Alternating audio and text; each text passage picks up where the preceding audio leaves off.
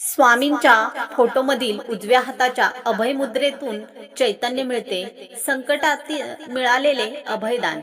अनेकदा आपण स्वामींच्या फोटोकडे पाहतो तेव्हा त्यांचे लक्ष आपल्याकडे असल्याचे जाणवते. पण तुम्ही कधी स्वामींच्या उजव्या हाताकडे अभय मुद्रा नीट पाहिले आहे का?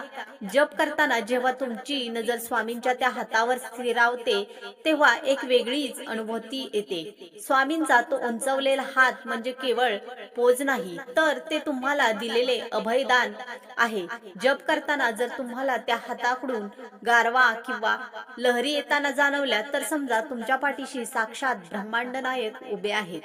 जेव्हा तुम्ही पूर्णपणे शरण जाऊन श्री स्वामी समर्थ जप करता तेव्हा स्वामींच्या उजव्या हातातील ऊर्जेमुळे तुमच्या मनातील सर्व चिंता, भीती आणि नैराश्य ओसरू लागते. तो हात तुमच्या संकटांना थोपवून धरतो.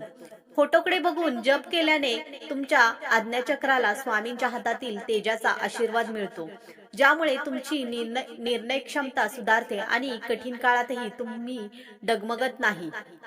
काय करावे? जपाची माळ ओढताना तुमची दृष्टी स्वामींच्या उजव्या हातावर हस्तकमलावर केंद्रित करा. जणू काही स्वामी तुमचा हात धरून तुम्हाला संकटातून बाहेर काढत आहेत असा भाव मनात ठेवा.